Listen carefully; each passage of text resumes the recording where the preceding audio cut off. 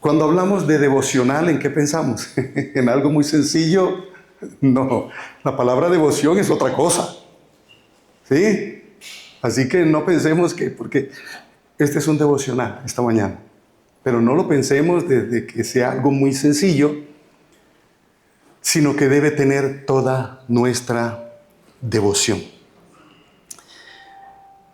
Hay lugares muy emblemáticos, lugares como el Muro de las Lamentaciones, ¿verdad?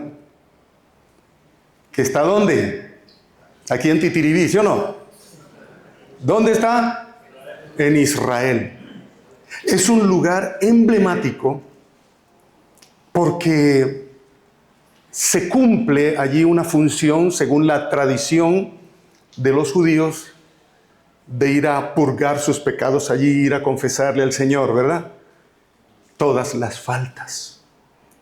Pero esto no se hace con regularidad, o mejor, no se hace todos los días. Hay épocas donde ellos realizan tal acto.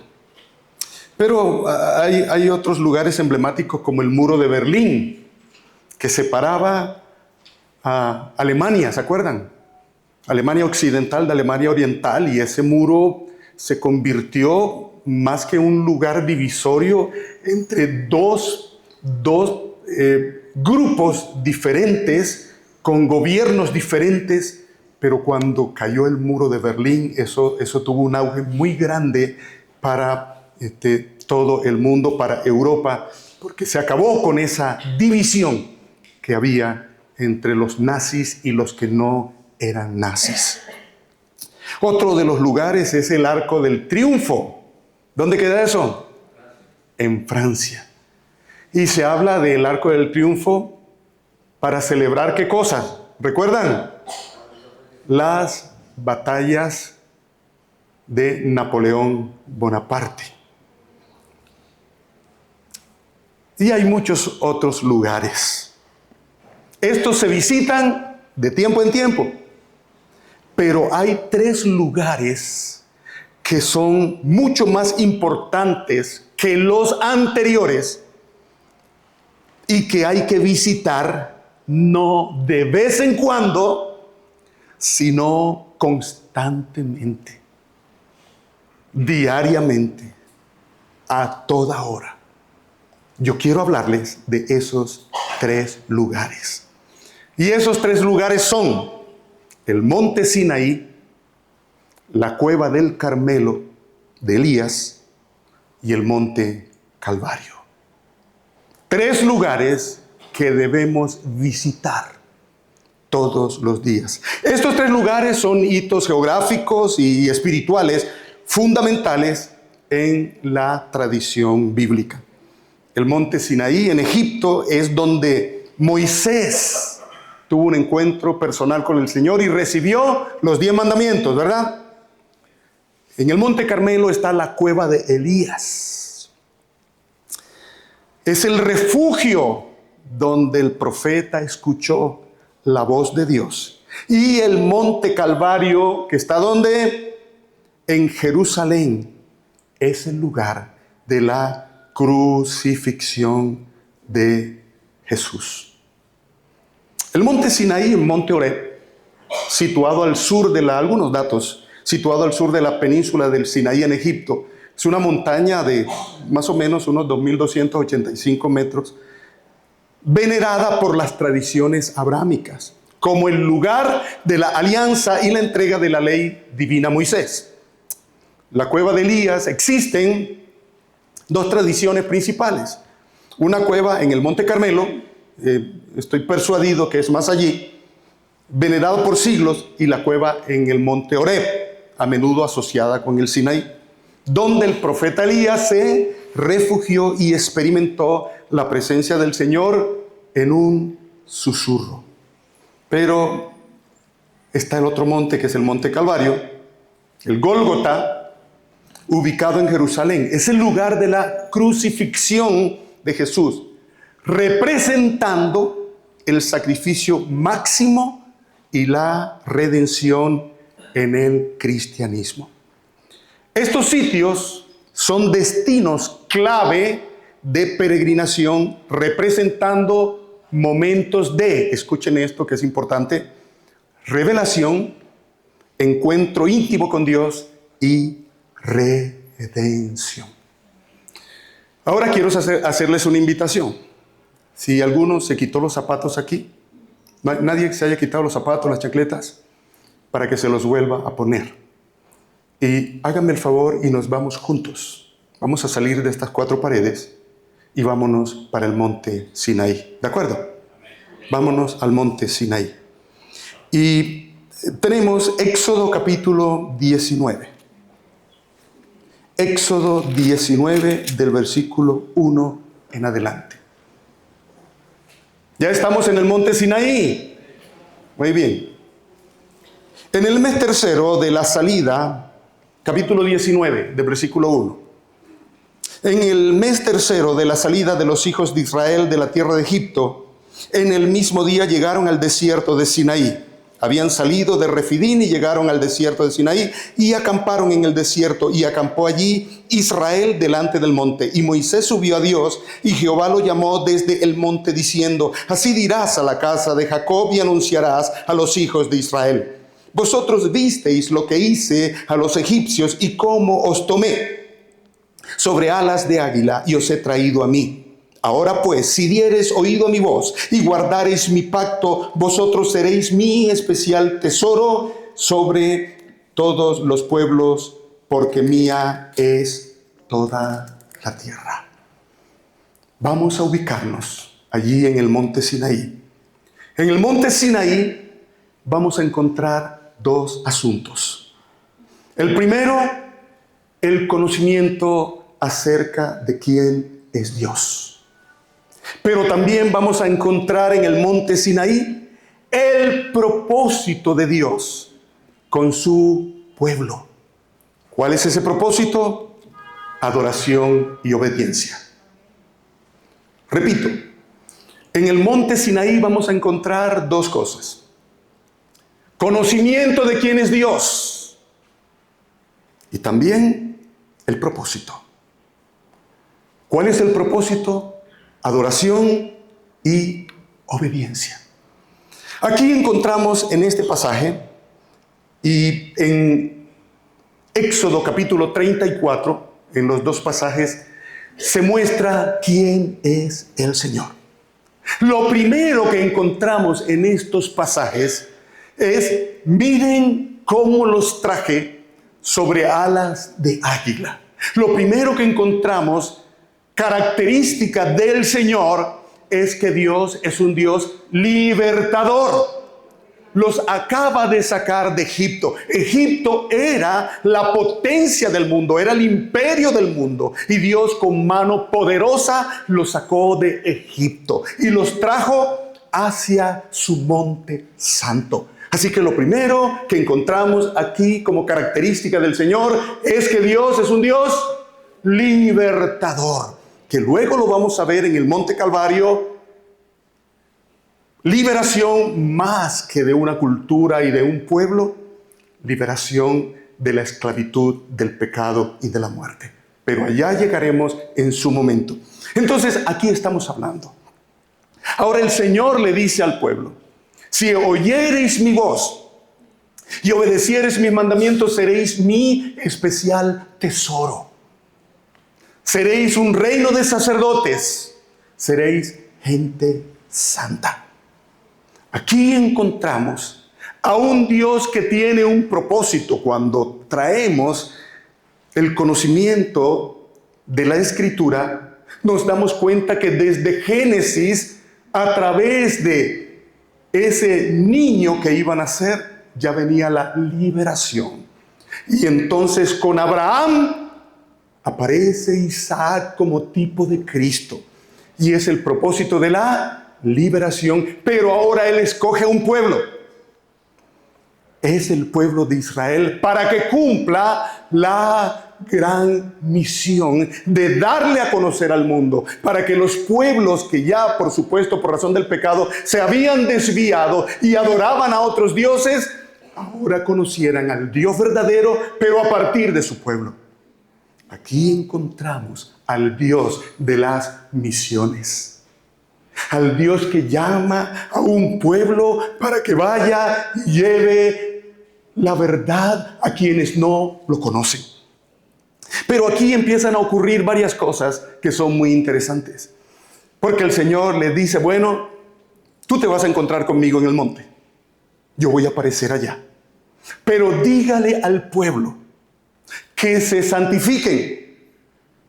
Que se santifiquen, que se preparen, porque no se pueden acercar a mí, porque pueden morir.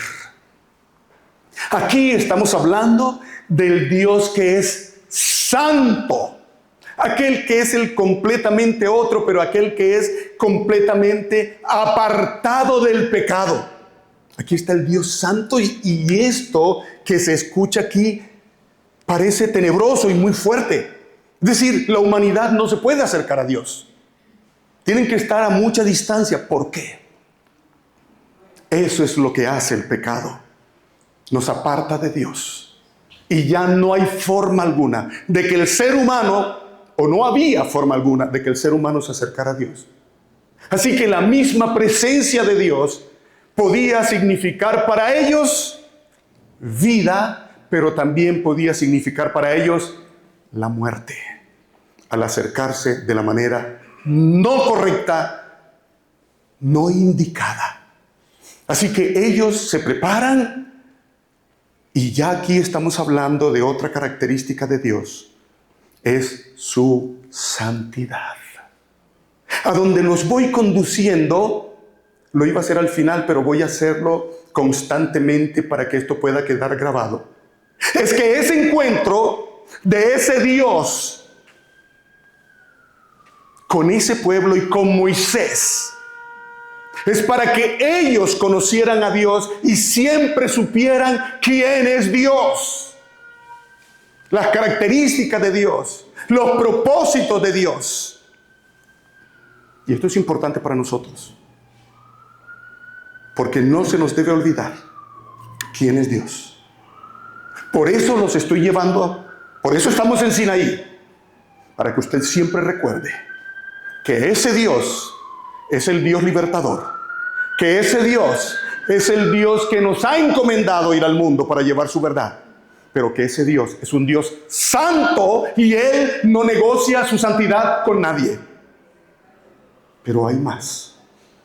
Porque yo quiero que se den cuenta que cuando empieza el fuego, empieza la nube, todo se mueve. Es decir, imagínense ustedes la poderosa presencia de Dios, que todo tiembla. Todo tiembla. ¿Y qué sucede con ellos? ¿Recuerdan lo que pasa con ellos? Están amedrentados. Tienen miedo. Aquí aparece una palabra muy importante. Esta palabra, miedo, temor, tiene dos connotaciones. Y se ha venido utilizando el término, no sé por qué. Ese es el peligro de usar una sola acepción de la palabra. Es decir, uno solo de los significados. Por eso hay que tener la comprensión completa. No, cuando se habla de temor, eso significa reverencia. Nada más reverencia, respeto. No solo eso. Significa pánico. Y son las dos cosas que debe haber en la iglesia del Señor. Miedo para no cometer pecado y burlarse de Dios, pero respeto, reconociendo quién es Él. ¿Están entendiendo, amados? La palabra miedo ese temor tiene las dos connotaciones, y lo que está pasando aquí es real. Y créanme que así debe ser. Porque si yo estoy muerto de la risa, pecando, ¿qué es lo que esperamos? ¿Que Dios nos sobe el hombro? Cuidado, porque la expectativa es el castigo de Dios, porque enseguida lo vamos a ver. Así que a Dios hay que temerle con respeto, pero también, si hacemos lo malo, no vamos a esperar cosas buenas. Porque precisamente esto les dice el Señor a ellos. Si se acercan a mí en las condiciones inadecuadas, lo más seguro es que mueran. Y aquí aparece otra característica de Dios. ¿Cuál es? El Dios de justicia. El Dios de juicio. Dios es amor, pero Dios es fuego consumidor. No podemos desligar una de otra. Ahora, que nos suena duro, hijitos de Dios, hijitas de Dios, suena duro, pero tengo que decirles la verdad. Porque el Dios santo, el Dios libertador, el Dios que nos hace su pueblo, espera que nosotros seamos como Él. ¿Usted está entendiendo eso? Él espera que nosotros, su pueblo, seamos como Él. Hay más. Entonces ya estamos hablando del Dios del juicio. Pero recordemos cuando Moisés llega y el Señor le dice, métete allí. Tú no me puedes ver, apenas vas a escuchar. Y escucha la voz que dice, el Señor es grande en misericordia, tardo para la ira, grande en misericordia. Pero aquí hay una palabra, esa palabra, si bien es cierto que se repiten, hay una palabra que se repite más. Y es la palabra Adonai. El Señor, el Señor, el Señor. Y Adonai significa el Rey que está sentado en su trono, delante del cual todas sus criaturas se postran para adorarle. Así que ese Adonai, ese Rey sentado en su trono, es misericordioso, tardo para la ira, grande en misericordia, pero es el Dios de juicio. ¿Qué vimos en el pueblo de Israel? Que a ese Dios tardo para la ira le colmaron la paciencia. Y el Señor tuvo que castigarlos más de una vez. Nuestro Dios es bueno. Nuestro Dios es maravilloso. Nuestro Dios es fiel. Nuestro Dios es justo. Nuestro Dios es libertador. Pero nuestro Dios también es fuego consumidor. Y la palabra dice que el mismo Dios de ayer es el mismo Dios de hoy. ¿De acuerdo, amados? Esa es una realidad. Nuestra visita en esta mañana a Sinaí es para que no se nos olvide quién es Dios. Y para que cada día que visitemos Sinaí, reconozcamos quién es Él y lo que Él ha hecho. Porque Él nos ha creado, y allí hay evidencias donde habla de, y Moisés cuando escuchó, se postró delante de Dios y adoró. Y el pueblo también se postró para adorarle. Si usted no tiene el concepto correcto, si yo no tengo el concepto correcto de quién es Dios, no le vamos a adorar. Así que aquí hay un orden, si se han dado cuenta. Sinaí, la cueva de Elías y el Calvario. Porque en nuestro acercamiento diario, en nuestro tiempo devocional, en nuestra devoción, en ese acercamiento, al llegar a Sinaí, lo primero que tenemos que hacer es postrarnos delante del Dios de los cielos para adorarle y disponer nuestro corazón para obedecerle. Porque allí Él dio los 10 mandamientos. ¿Para qué? Para que solo estuvieran en un libro llamado Biblia y lo colocáramos y apenas tomáramos ese libro una vez por semana cuando llegamos a la iglesia. ¿Verdad, hermanos? Hijitos de Dios, no es así. Las tablas de la ley, la palabra nos fue dada para guiar nuestro caminar y para obedecer al Señor.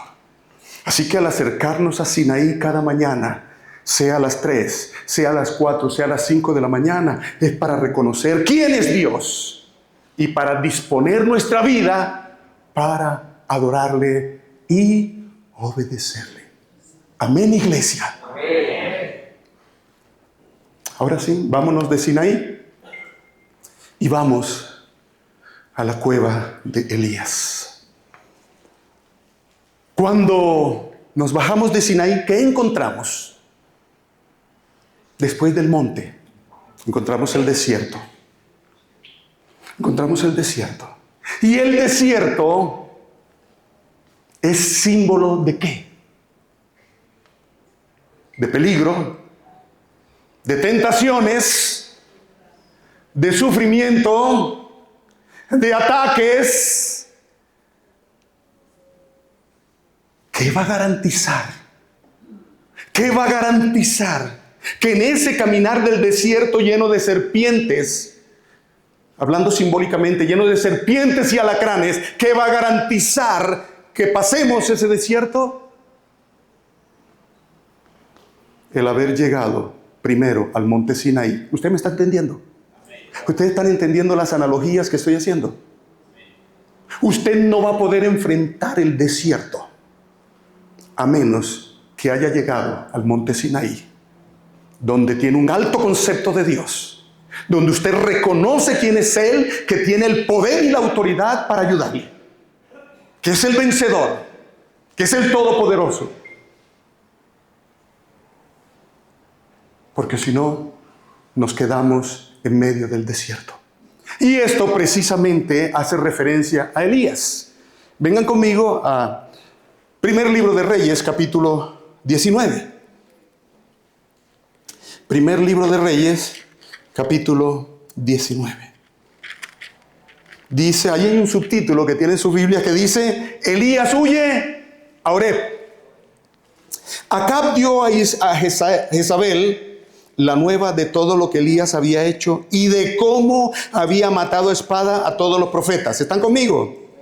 Versículo 2. Entonces envió Jezabel a Elías un mensajero diciendo, así me hagan los dioses y aún me añadan, si mañana a estas horas yo no he puesto tu persona como la de uno de ellos. Viendo pues el peligro, se levantó y se fue para salvar su vida y vino a Berseba, que está en Judá, y dejó allí a su criado, y él se fue por el desierto un día de camino, y vino y se sentó debajo de un enebro, y deseando morirse dijo, basta ya, oh Jehová, quítame la vida, pues no soy yo mejor que mis padres. Dios mío, escuché en una oportunidad decir una barbaridad acerca de Elías. Fue un predicador argentino por allá en una iglesia que no tuve la oportunidad de acercarme para ministrarle liberación. Dijo que Elías era bipolar. Uno no puede decir eso, muchachos. Uno no puede decir ese tipo de sandeces. Sencillamente un hombre común y corriente como nosotros. El Señor acaba de usarle de una manera sobrenatural. Se conoce muy poco de él. Elías Tisbita, no hay más referencias. Y cuando la Escritura no hace más referencia es porque no es eso lo que importa, sino la referencia que se hace de él, que son sus hechos. Entonces, aquí estamos hablando de este hombre que el Señor utilizó. Aquí está el rey Acab, casado con la hija del diablo, Jezabel. ¿Sí? Ni se les ocurra colocarle a su hijita Jezabel, no maldiga a la niña. Por favor, no hagan esa clase de chistes pésimos. Y resulta que esta mujer condujo el corazón del rey Acab y por supuesto del pueblo a adorar a dioses falsos. Entre ellos Baal, la diosa Astaroth. Y aparentemente no sucedía nada, porque ¿qué es el problema? Cuando se está haciendo lo malo y no pasa nada, uno cree que la cosa está bien. No está bien. Eso es lo peor que puede pasar. Si nosotros estamos haciendo algo malo y como el Señor en el momentico no nos mete la reprimenda, entonces se nos mete en la cabeza, y ese es el engaño del enemigo, que está bien lo que estás haciendo, no tienes problema. La Biblia se equivocó, hay que borrar ese pedacito que dice ahí, ¿verdad? Pues llegó el momento. Luego vino una gran sequía. Y luego vino la confrontación allí en el Monte Carmelo. Hay que definir definitivamente quién es Dios. O es Jehová o es Baal. Y ustedes conocen la historia del gran enfrentamiento donde Dios, el Dios de los cielos, derramó fuego por la oración de Elías, se consumió el holocausto. Eso fue algo tremendo. Todo el pueblo de Israel cayó de rodillas y empezaron a clamar: Jehová es Dios, Jehová es Dios. Y la paga del pecado es muerte. Así que todos esos profetas los capturaron y los degollaron. Y Jezabel, la protagonista, la cabecilla, amenazó a Elías. Uno pudiera pensar muchas cosas. Bueno, ¿qué le pasó a Elías? Ese gran hombre de Dios. Cuidado con lanzar juicios. Cuidado con lanzar juicios. Usted no le ha pasado. Usted no ha salido del culto henchido de gozo, con un poder y una autoridad tremenda. Y por allá no ha pasado una hora y ya la embarró. ¿Sí o no? Y entonces, ¿usted qué dice? Usted misma no se ha dicho: ¿a mí qué me pasa pues? Vea, vengo ungido con la unción, estoy que soplo y todo el mundo se cae, y apenas apareció esto y resulté ya peleando por allá. ¿A mí qué me pasa pues? Es verdad. O sea, esto muestra nuestra humanidad.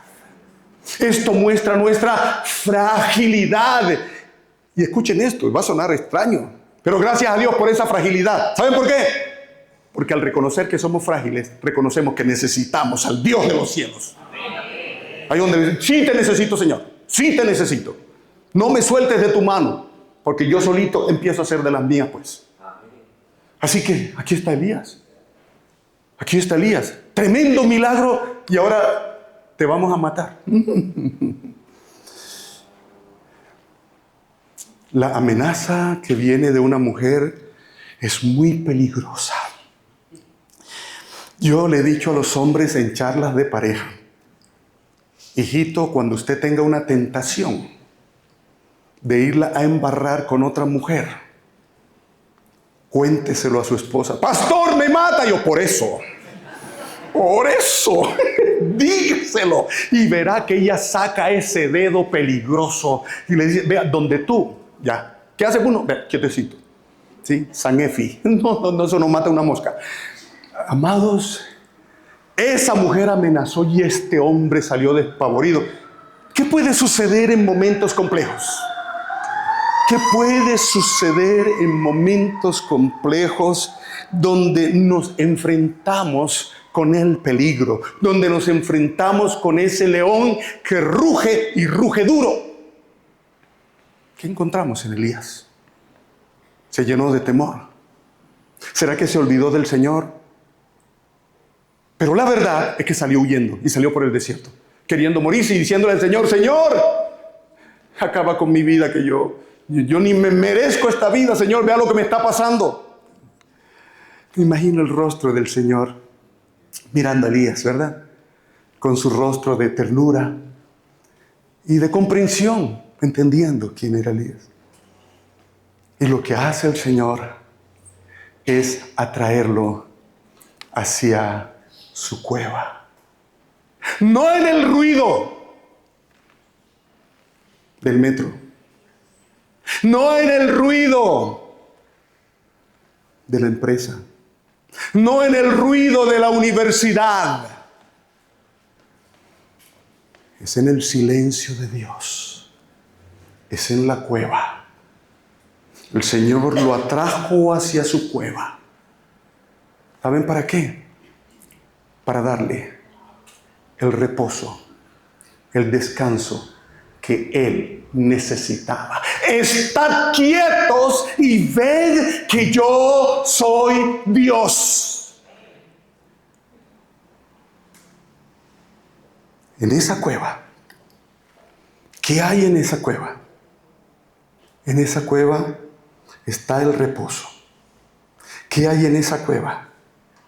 En esa cueva está el refugio que necesitamos. En esa cueva, en esa presencia sincera del Señor, ahí hay descanso para nuestras almas. Ahí en esa cueva, ¿qué hizo el Señor? Lo alimentó. El Señor le dio fortaleza. Aquello que ya Elías había dicho: hasta aquí llegué, ya no doy más. El Señor sonrió y le dijo: Elías, todavía largo camino te falta. Así que deja de pensar que hasta aquí llegaste, porque todavía tengo planes contigo. ¿Alguna vez usted se ha sentido así? En ese desierto, donde no encuentra ayuda, donde usted mira hacia los lados y lo que ve al frente es el Mar Rojo y lo que ve atrás son los carros de Faraón. ¿Sabe a dónde falta mirar? No mire adelante ni mire atrás, mira hacia arriba. En esa cueva es la búsqueda de la presencia de Dios. Yo quiero hacerles un desafío hoy. Ayer precisamente, dando una enseñanza en otro lugar, hablábamos acerca de eso. ¿Cómo está la iglesia hoy? Hablando con un hermano muy querido, me decía: pastor, es que a la iglesia le falta pasión. A la iglesia le falta la unción. Palabra seca sin la unción, sin el poder del Espíritu Santo, no va a ningún lado. Pura información.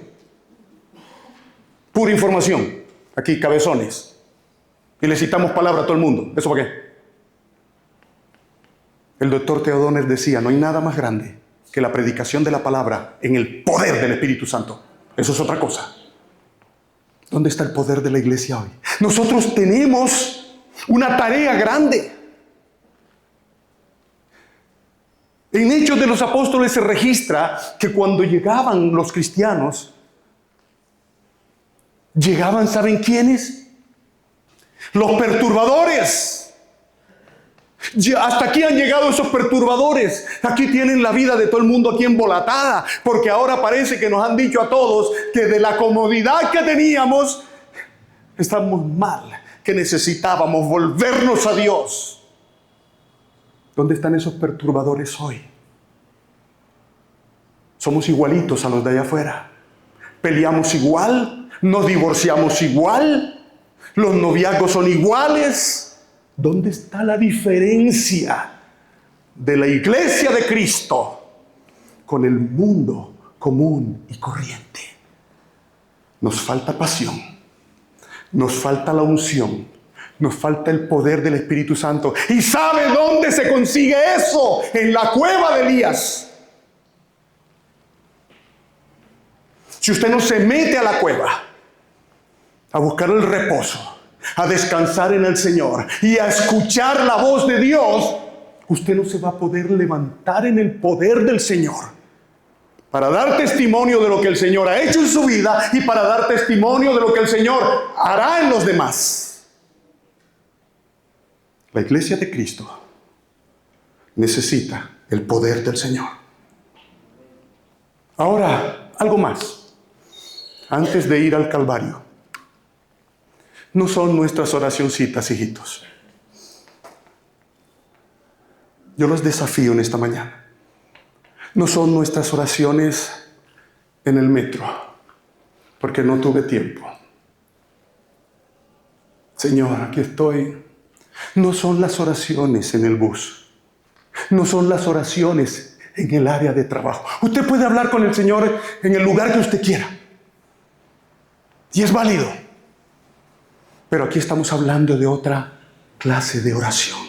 Aquí estamos hablando de una búsqueda, de una entrega total delante de la presencia del Señor. Es que yo entro a las 6, me levanto a las 5 y me queda muy poco tiempo. Yo quiero desafiarlo en esta mañana. El día tiene 24 horas, de las cuales 12 diurnas y 12 nocturnas. A usted le queda muy difícil, imposible. Estoy usando la figura del lenguaje que se llama ironía. Le queda muy difícil, le queda imposible de las 24 horas sacarle 2 horas al Señor para estar en su presencia. Le queda muy duro.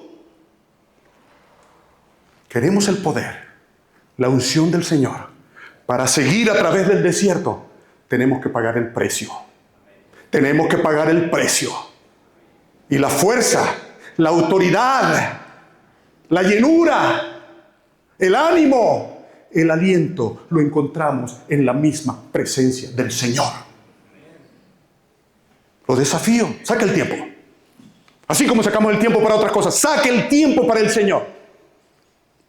Amén, iglesia. Vámonos de la cueva. Ya podemos andar en el desierto. Y vamos a otro monte. Vamos al monte del Calvario. Vamos al monte del Calvario. Lucas, capítulo 23, del 32 en adelante.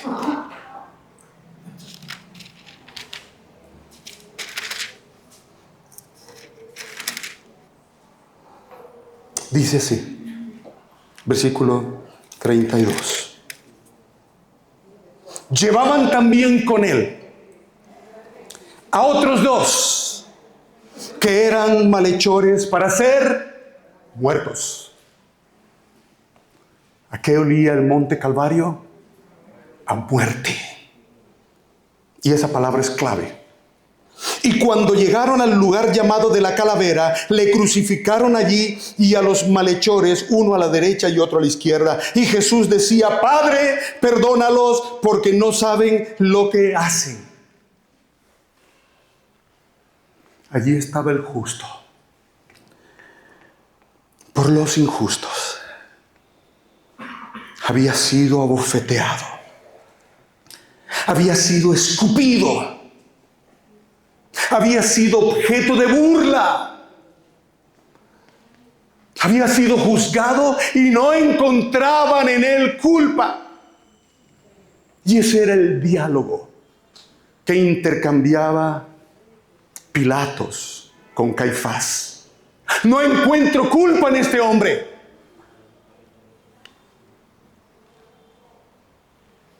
Entonces lo voy a azotar y lo suelto. Y la multitud, esos judíos que habían recibido sanidad de Cristo, esos judíos que habían recibido comida de Jesús, que habían recibido liberación de ataduras del diablo, en vez de estar agradecidos y dolidos por lo que estaba pasando, abrieron su boca y al unísono gritaron: ¡Crucifíquenlo! ¡Crucifíquenlo! ¡Crucifíquenlo! El justo por los injustos. No le encontraron pecado. No encontraron razones. Sin embargo, esto gritaba el pueblo. ¿Y saben por qué no había razón para encontrarlo culpable? Porque la culpa no estaba en él, sino en nosotros.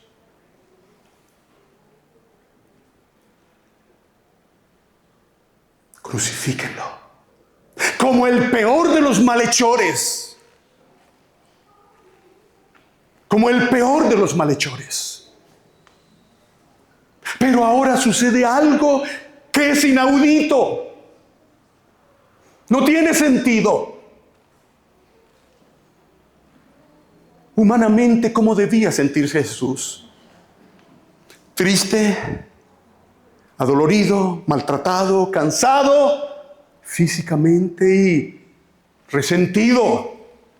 Personas a las cuales Él ayudó, personas a las cuales Él enseñó, amó con su corazón puro.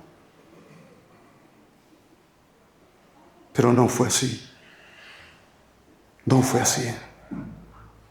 Lo que encontramos en Jesús, si pudiéramos imaginarnos su rostro, un rostro lleno de amor, y sus palabras no fueron de reproche. Padre, perdónalos. Padre, perdónalos. Padre, perdónalos, porque no saben lo que hacen. Estaban pensando que estaban matando a aquel libertador de Roma que al final no pudo. Y no quisieron escuchar por la dureza de sus corazones que Él era el Señor, que venía a libertarnos del pecado, de la muerte y de la condenación eterna. ¿Qué hay en el Calvario? Nosotros esta mañana, al ir al Calvario, ¿qué vamos a encontrar? Lo primero es la actitud que debe haber en nosotros. Es actitud de arrepentimiento. Eso debía haber en la gente. Lo que hubo fue una voz de acusación, pero lo que debió haber habido en ese lugar era arrepentimiento por lo que estaban haciendo. Estaban asesinando al dador de la vida.